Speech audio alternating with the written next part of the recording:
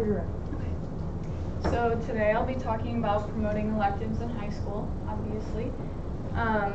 So would you say that you came into college completely with full knowledge of knowing what exactly you wanted to do for the rest of your life?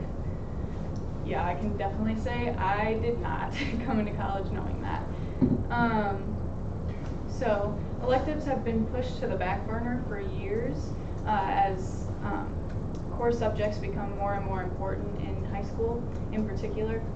And I believe that having electives in high school promotes a better education for students, as it's more valuable and beneficial as they are able to be better well-rounded and better prepared adults. It's not nearly as common now to have electives in high school because of the No Child Left Behind Act, which was enacted in 2001. This stated that every student needed to meet the standard requirements in each core subject. You can go ahead.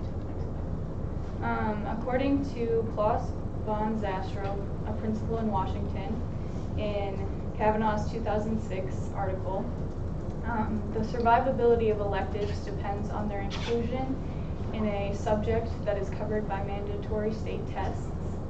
So that obviously just means like we're gearing ourselves toward being able to complete a test and not necessarily learning.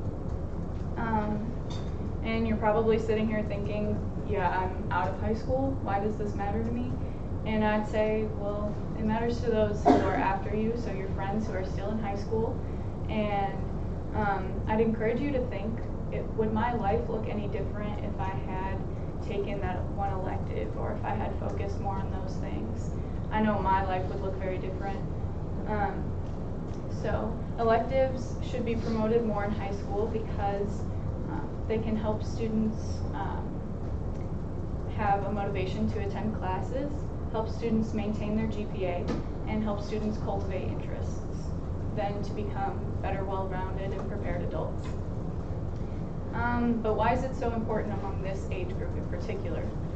Well, like I said just before, it helps motivate students to attend classes, and oftentimes in high school, a lot of students feel that their classes aren't relevant to them.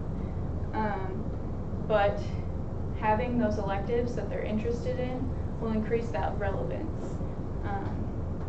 And with all this push for standardized testing in the core subjects and everything, there's not a whole lot of wiggle room, so that doesn't increase any interest for students, as there's no break for that. And then they don't have the motivation to attend these classes if they're not interested in them or find them to be relevant. Next slide. So according to Chabanu in his 2000 article, the elective curriculum gave the classroom teacher control. It directly addressed the students and their stake in the learning process. It reflected the real world in the classroom. So like I said, if you increase the relevancy to the students will pay attention more and want to attend that class. And so that also helps, next slide. That also helps with just their GPA as well, not only because they're attending those classes, but because generally speaking, when you're interested in a subject, you'll put in more effort, and effort breeds better grades, generally, of course. Next slide. So according to Marsh in his 1979 article, today students are forced to exhibit mastery through timed multiple choice tests. Teachers are told to confine almost all instruction to what they know or guess is on the test. All of us in education spend inordinate time scrutinizing scores, percentiles, and improvement rates. So like I said earlier, even just this is such a focus on getting students to be able to pass a test, whereas focusing on them learning.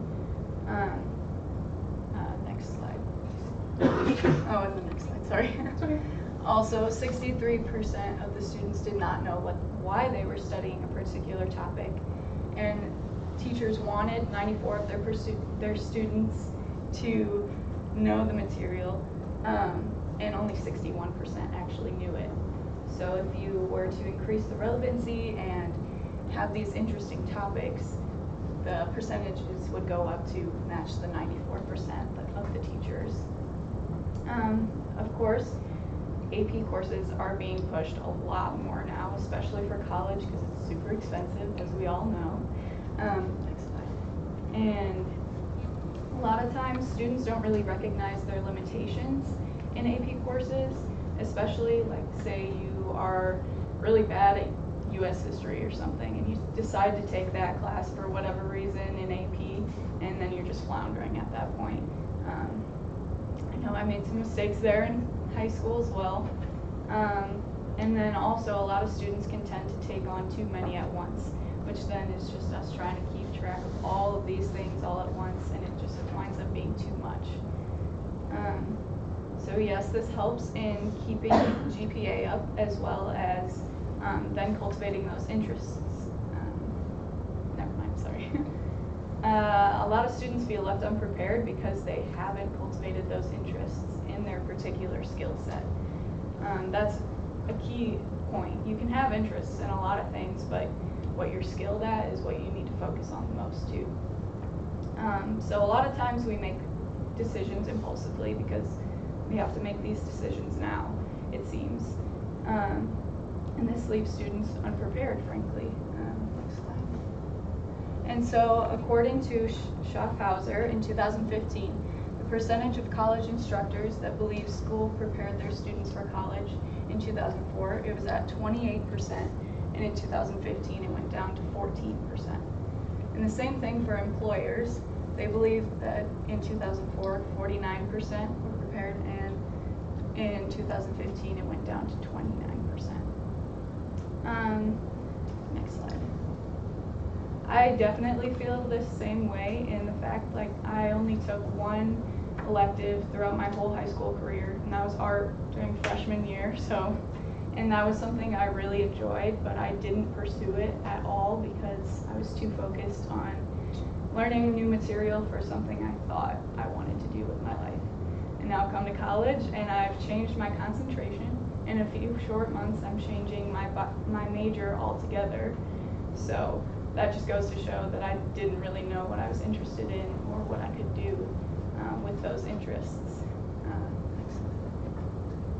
So this just shows that 75% of students that enter college wind up changing their major, and 20% go in undecided, and then only 5% leave with the same major that they entered with. And that's extremely small, obviously. So it's just crazy to think that we all are expected to know these things as we're leaving high school, but we don't. So with all of this, I hope that you guys are able to see that just how important electives really are in our lives, and just how they help us cultivate those interests and skill sets so that we're prepared not only for college but for our careers in general, because that's a huge decision that we have to make. So as Mike Wallace quotes, "If you don't wake up in the morning excited to pick up where you left your work yesterday, you haven't found your calling yet." And I know when I decided my major at the end of high school, I didn't have that calling yet.